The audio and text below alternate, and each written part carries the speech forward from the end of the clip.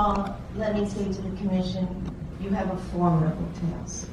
On one hand, this museum must applaud our accomplishments and things that we have so much to be proud of. But at the same time, in doing so, you cannot perpetuate the model minority myth.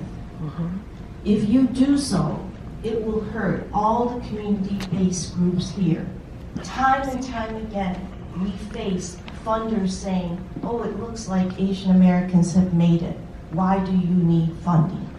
Because they don't see on the grass level what we see that's not in the mainstream news. So on that note, it is critical, and I endorse wholeheartedly our Filipino friend, Kevin, and what he said.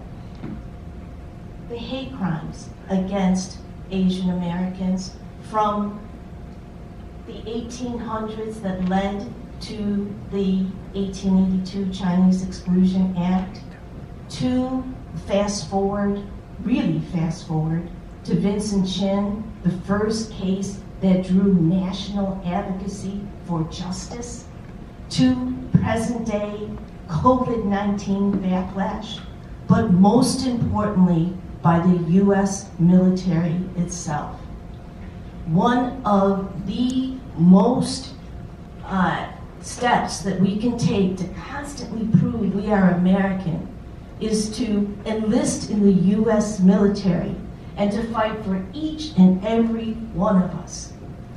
But when the military engages in instances of racial maltreatment, that needs to be brought to national attention. Corporate Lance Liu, Congresswoman Judy Chu's, Harry Liu's nephew, who was hazed and committed suicide in the military. Danny Chen, Chinatown's son, right here, 19-year-old soldier, found dead in Afghanistan after weeks of racial maltreatment and hazing. Raheel Siddiqui in Michigan committed suicide after being taunted and compared to Osama bin Laden. Two cases where they haven't been prosecuted, but they died under suspicious conditions, like Filipino Elder Fernandez.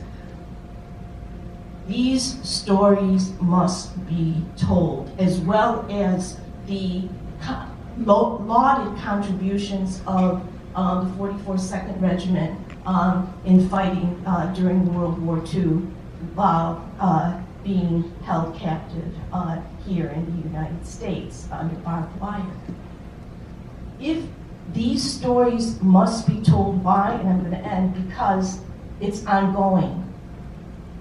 The recent reports show the number of suicides in the military by Asian Americans is higher than any other group in the military in comparison to our numbers. Something is going on.